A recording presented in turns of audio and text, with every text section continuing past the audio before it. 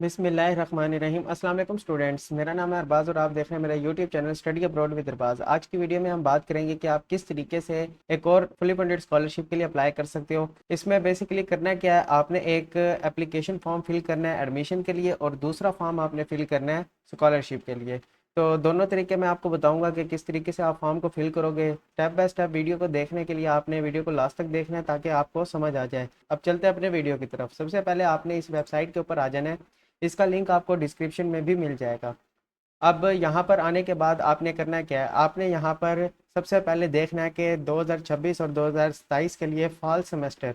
यहाँ पर जैसे ही आप आओगे तो इसके ऊपर आपने क्लिक करना है। यहाँ पर क्लिक करने के बाद आपको ये लिंक दिया गया है, आपने इसके ऊपर क्लिक कर देना है। ये वेब पेज आपके सामने लोड होकर आ जाएगा। यूनिवर्सिटी का नाम है नियर ईस्ट यूनिवर्सिटी, जो कि आपको मेरिट बेस्ड स्कॉलरशिप प्रोवाइड कर रही है। अब आप यहाँ पर देख सकते हो कि जो इसकी एप्लीकेशन स्टार्ट हुई हैं वो 11 मई 2026 से स्टार्ट हैं और इसकी एप्लीकेशन डेडलाइन जो है वो 18 सितंबर 2026 है। तो आप 18 सितंबर तक यहाँ पर अप्लाई कर सकते हो। इसके बाद ये है कि आपको यहाँ पर बताया गया है कि स्कॉलरशिप का तरीका भी मैं आपको बताऊंगा कि किस तरीके से आपने अप्लाई करना है। सबसे पहले आप रिक्वायर्ड डॉक्यूमेंट्स के बारे में समझ लें। अगर आप मास्टर्स के लिए अप्लाई कर रहे हो तो आपको बैचलर्स या अंडर ग्रेजुएट के लिए जो डिप्लोमा और ट्रांसक्रिप्ट होता है वो चाहिए। फिर उसके बाद आपको एक पासपोर्ट चाहिए। उसके बाद आपके पास अगर रेफरेंस लेटर है, यानी कि आपके प्रोफेसर से आपको जो रिकमेंडेशन लेटर मिलता है वो है, तो आप यहाँ पर अप्लाई कर सकते हो। लेकिन यहाँ पर लिखा हुआ है इफ़ अवेलेबल, यानी कि ऑप्शनल है, अगर है तब भी ठीक, अगर नहीं है तब भी आप अप्लाई कर सकते हो। इसके बाद है एप्लीकेशन फॉर्म, इसके बारे में भी बात करेंगे। उसके बाद है पांचवा इंग्लिश लैंग्वेज प्रोफिशेंसी, ये भी आपके लिए कंपलसरी नहीं है, ऑप्शनल है। इफ़ एनी लिखा हुआ है, यानी कि अगर आपके पास मीडियम ऑफ इंस्ट्रक्शन भी है, यानी कि MOI भी है, तब भी आप यहाँ पर अप्लाई कर सकते हो। इसके बाद इसी तरीके से आपने स्क्रॉल डाउन करना है। यहाँ पर आप देख सकते हो इसके स्कॉलरशिप के बारे में आपको बताया गया है कि आप यहाँ पर 2 साल की डिग्री को करोगे और इंग्लिश और तुर्किश लैंग्वेज के अंदर आप यहाँ पर अपनी डिग्री को कर सकते हो। अब PhD स्टूडेंट्स के लिए बात कर लेते हैं जो यहाँ पर PhD के अंदर अप्लाई करना चाह रहे हैं। सबसे पहले आपको अंडर ग्रेजुएट डिप्लोमा और ट्रांसक्रिप्ट चाहिए, मास्टर डिप्लोमा और ट्रांसक्रिप्ट चाहिए, कॉपी ऑफ पासपोर्ट चाहिए। उसके बाद आपको रेफरेंस लेटर चाहिए इफ़ अवेलेबल, अगर आपके पास है। उसके बाद आपके पास यहाँ पर एप्लीकेशन फॉर्म है। उसके बाद यहाँ पर इंग्लिश लैंग्वेज प्रोफिशेंसी या मीडियम ऑफ इंस्ट्रक्शन है तो भी अप्लाई कर सकते हो, लेकिन ये जो है आपके लिए कंपलसरी नहीं है, इफ़ एनी या ऑप्शनल है। उसके बाद सातवां है आपको CV और PhD थीसिस प्रपोजल चाहिए, सिर्फ PhD स्टूडेंट्स के लिए। तो इस तरीके से उन्होंने आपको मास्टर्स और PhD स्टूडेंट्स के लिए यहाँ पर डॉक्यूमेंट्स की लिस्ट दी हुई है। अब बात कर लेते हैं एप्लीकेशन फॉर्म की। एप्लीकेशन फॉर्म के ऊपर जैसे ही आप क्लिक करोगे, चाहे यहाँ पर क्लिक कर लें चाहे यहाँ पर क्लिक कर लें, फॉर्म एक ही है। एप्लीकेशन फॉर्म पे क्लिक करने के बाद आपके सामने ये पेज ओपन हो जाएगा। अब आप यहाँ पर देख सकते हो कि ग्रेजुएट एप्लीकेशन फॉर्म लिखा हुआ है, आपने इसके ऊपर क्लिक करना है। जैसे ही आप इसके ऊपर क्लिक करोगे तो आपके सामने एक PDF ओपन हो जाएगी। अब इस PDF को आपने यहाँ से डाउनलोड कर लेना है। जैसे ही आप डाउनलोड कर लोगे इसको अपने सिस्टम के अंदर, फिर आपने इसको फिल करना है। मैं थोड़ा सा इसको जूम करके दिखा देता हूँ कि यहाँ पर आपको क्या क्या चीज़ें फिल करनी है। सबसे पहले आपने यहाँ पर नियर ईस्ट यूनिवर्सिटी के लिए जो एप्लीकेशन फॉर्म है, यहाँ पर आपने अपनी पर्सनल डिटेल देनी है। पर्सनल डिटेल में आप यहाँ पर अपना first name, middle name, sir name या फैमिली नेम जो होता है, जेंडर सेलेक्ट करोगे। उसके बाद यहाँ पर डेट ऑफ बर्थ लिखोगे। ये आपने जो है इलेक्ट्रॉनिकली फिल करना है, वो भी मैं आपको बताता हूँ कि आप किस तरीके से यहाँ पर PDF को एडिट कर सकते हो। इसके बाद आप यहाँ पर देखोगे ये आपकी जितनी भी हैं पर्सनल डिटेल्स आपने फिल कर देनी है। उसके बाद यहाँ पर आपका है फैमिली डिटेल्स, आपने इसको भी फिल कर देना है। इसके बाद एमरजेंसी कॉन्टैक्ट डिटेल भी आपने फिल करनी है। और इसके बाद है चौथा पॉइंट आपका प्रीवियस स्टडीज़ का। आपने जितनी भी प्रीवियस स्टडीज़ कर रखी हैं वो आपने यहाँ पर 1 बाय 1 करके मेंशन करनी है। आपने किस इदारे से अपनी डिग्री को मुकम्मल किया है, किस मुल्क से किया है, यानी कि किस कंट्री से। उसके बाद यहाँ पर आप बताओगे कि आपने किस साल एडमिशन लिया था और किस साल आपने अपनी डिग्री को मुकम्मल किया है। उसके बाद यहाँ पर आपने CGPA बता देनी है। तो इस तरह 1 बाय 1 करके आप अपने हिसाब से एजुकेशनल डिटेल डालोगे। फिर यहाँ पर आपने स्क्रॉल डाउन करके 5वें स्टेप पे आ जाना है। यहाँ पर आपने फाइल के ऊपर टिक करना है। यहाँ पर आपने 2026 लिखना है, ईयर ऑफ एंट्री, और यहाँ पर आपने 2026-27 लिख देना है। फिर उसके बाद यहाँ पर टाइप ऑफ एडमिशन आपने डायरेक्ट के ऊपर टिक करना है। और यहाँ पर आपने प्रोग्राम, जिस प्रोग्राम के अंदर आप अप्लाई करना चाह रहे हो वो आपने यहाँ पर लिख देना है नाम। उसके बाद यहाँ पर आपके पास प्रोग्राम्स की डिटेल्स हैं कि कौन कौन से प्रोग्राम्स ऑफर हो रहे हैं। यहाँ पर आपको बताता जाऊँ कि कुछ प्रोग्राम्स जो हैं वो थीसिस के साथ ओपन हैं और कुछ प्रोग्राम्स जो हैं वो विदाउट थीसिस भी हैं।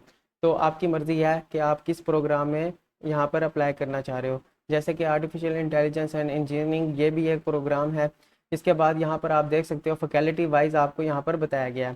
اس کے بعد آپ نے یہاں پر اس کو ٹک کرنا ہے، سکرول ڈاؤن کرو گے، سکرول ڈاؤن کرنے کے بعد یہاں پر آپ تیسرے پیج کے اوپر جب آؤ گے، یہاں پر آپ نے پیمنٹ آف فیس بتانا ہے۔ پیمنٹ آف فیس کے اندر آپ نے یہاں پر اسکالرشپ کے اوپر ٹک کرنا ہے اور یہاں پر آ کر آپ نے لکھ دینا ہے میرٹ بیس اسکالرشپ۔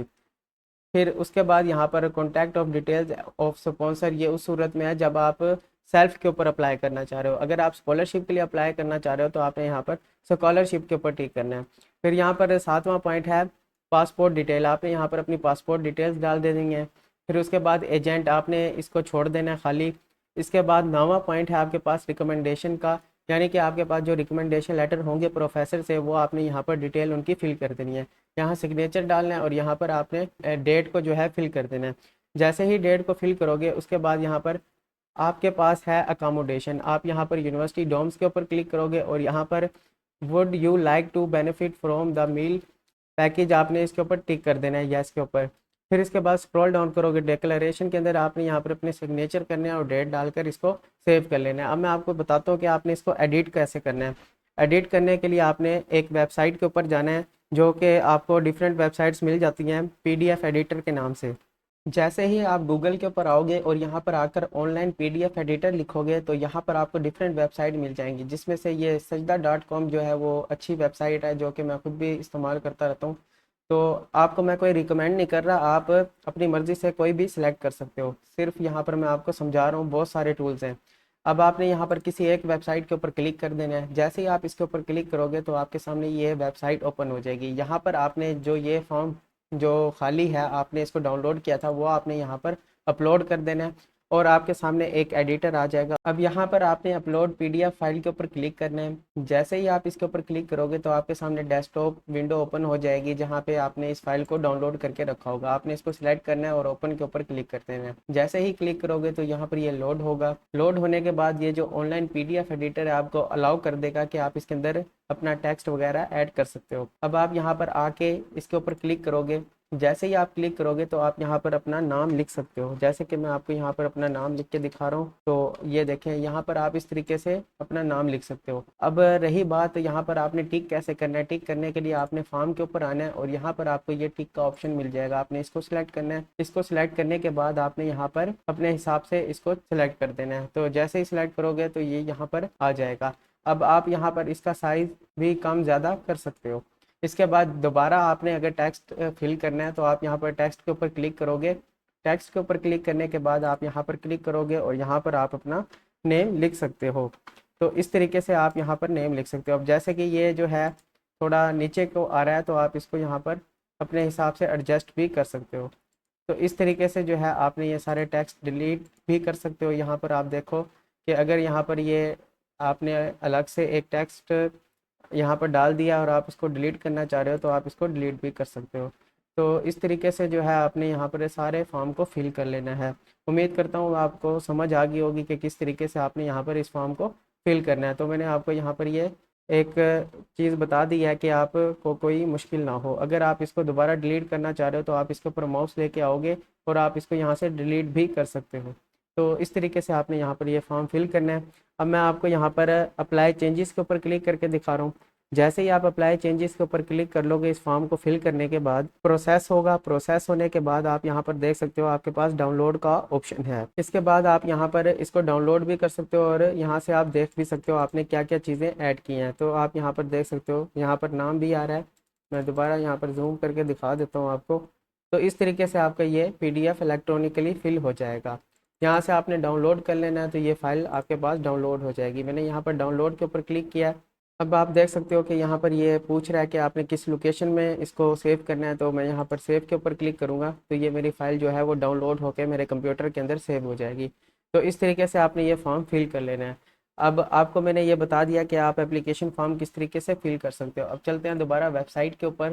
جیسے ہی آپ ویب سائٹ کے اوپر آؤ گے آپ نے اس لنک کے اوپر آ جانا ہے اور جہاں سے ہم نے سٹارٹ کیا تھا۔ تو اس کے بعد یہاں پر آپ کو ایک اپلیکیشن فارم یہاں پر واٹس ایپ کے نیچے دیکھنے کو مل رہا ہے، آپ نے اس کے اوپر کلک کرنا ہے۔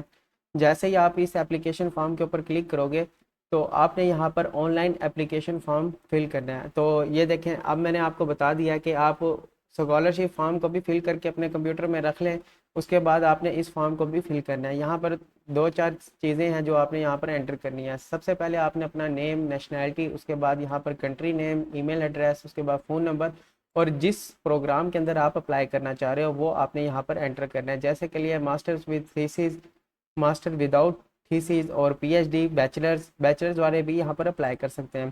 تو اس طریقے سے آپ نے یہاں پر اس کے اوپر کلک کرنا ہے، اور یہاں پر آپ اپنا میسیج لکھو گے۔ میسیج لکھنے کے بعد یہ آپشنل ہے، جس کے آگے یہ سٹار ہیں وہ سارے کمپلسری ہیں آپ کے لیے، اور جس کے آگے یہ ریڈ سٹار نہیں ہے وہ آپ کے لیے فیلڈ کمپلسری نہیں ہے۔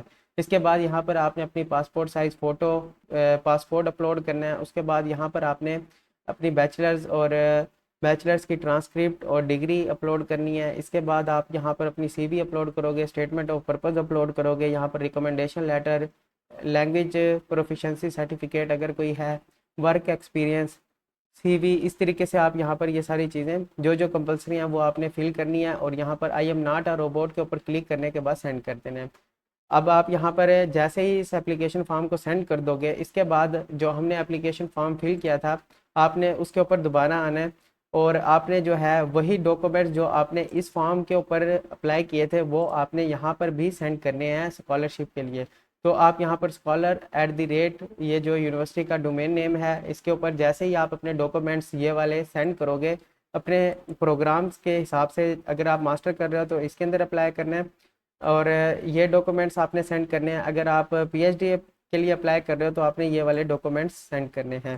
تو اس طریقے سے آپ کا اپلیکیشن فارم بھی فل ہو جائے گا، اور آپ نے جو ڈاکومنٹس کو پریپیئر کیا تھا وہ بھی آپ کے یہاں پر فل ہو جائیں گے۔ تو اس طریقے سے آپ نے یہاں پر جو اپلیکیشن فارم ہے وہ آپ نے اس میل کے ذریعے فل کرنا ہے، کیونکہ آپ یہاں پر دیکھ سکتے ہو یہ جو اسکالرشپ فارم ہے یہ صرف اسکالرشپ کے لیے ہے۔ اگر آپ علیحدہ سے اسکالرشپ کے لیے اپلائی کرنا چاہ رہے ہو تب آپ نے اس ای میل ایڈریس کے اوپر جو ہے اپنے ڈاکومنٹس کو سینڈ کرنا ہے۔ اگر آپ اسکالرشپ کے لیے اپلائی نہیں کرنا چاہ رہے تو آپ ڈائریکٹ صرف یہ پروسیس کرو گے اپلیکیشن فارم والا، اس کے بعد جو ہے آپ کی اپلیکیشن سبمٹ ہو جائے گی۔ تو اسکالرشپ کے لیے جو ہے ایک ایکسٹرا سٹیپ ہے جس کے لیے ہم نے یہ فارم بھی فل کیا تھا۔ تو اس طریقے سے جو ہے آپ اپنے ڈاکومنٹس کو سبمٹ کرو گے۔ اگر آپ کو ویڈیو پسند آئی ہے تو آپ ویڈیو کو لائک کر دیں اور چینل کو بھی سبسکرائب کر دیں۔ مزید یہ کہ اگر آپ پروگرام لسٹ کو دیکھنا چاہ رہے ہو کہ کون کون سے پروگرام آفر ہو رہے ہیں تو آپ نے یہاں پر پروگرام لسٹ کے اوپر کلک کرنا ہے۔ جیسے ہی آپ کلک کرو گے تو یہ ویب پیج ہے، پہلے سے میں نے اوپن کر کے رکھا ہوا ہے، تو یہاں پر آپ دیکھ سکتے ہو کون کون سے پروگرامز ہیں۔ تو یہ تمام وہ پروگرامز ہیں جو یہاں پر آفر ہو رہے ہیں پی ایچ ڈی کے لیے اور ماسٹرز کے لیے، اور یہاں پر تھیسیز اور وداؤٹ تھیسیز کے بارے میں بھی آپ کو ٹیبل کے ذریعے بتایا گیا ہے۔ تو ایسے اسکرول ڈاؤن کرو گے یہ بہت سارے پروگرامز ہیں جو ترکش لینگویج اور انگلش لینگویج دونوں کے اندر آفر ہو رہے ہیں۔ تو آپ نے یہ دیکھنا ہے کہ آپ کا پروگرام کس لینگویج میں آفر ہو رہا ہے اور کس لینگویج میں نہیں۔ تو اس طریقے سے آپ یہاں پر یہ سارے پروگرام دیکھ سکتے ہو۔ اگر آپ ترکش لینگویج پروگرام کے اندر اپلائی کرنا چاہ رہے ہو تو آپ کو ترکش کا جو پروفیشنسی سرٹیفکیٹ ہے وہ ریکوائرڈ ہوگا۔ انگلش کے لیے جو ہے انگلش کا جو میڈیم آف انسٹرکشن ہے وہ اگر آپ کے پاس ہے تو ویل اینڈ گڈ، اگر نہیں ہے تب بھی آپ یہاں پر اپلائی کر سکتے ہو۔ ڈیئر اسٹوڈنٹس، امید کرتا ہوں آپ کو ویڈیو پسند آئی ہوگی، آپ نے ویڈیو کو لائک کر دیا ہوگا، چینل کو بھی سبسکرائب کر دیا ہوگا، اور یہاں پر آپ مزید ڈفرینٹ ویڈیوز کو بھی دیکھ سکتے ہو۔ اب میں کوشش کروں گا کہ ڈیلی ویڈیوز کو اپلوڈ کروں، کیونکہ کچھ پرسنل ایشوز کی وجہ سے جو ہے میں اپنی ویڈیوز کو اپلوڈ نہیں کر پا رہا تھا۔ تو انشاءاللہ اب جو ہے ریگولر ویڈیوز آئیں گی، تو آپ نے چینل کے ساتھ جڑے رہنا ہے۔ ملتے ہیں ایک اور ویڈیو میں، تب تک کے لیے اللہ حافظ۔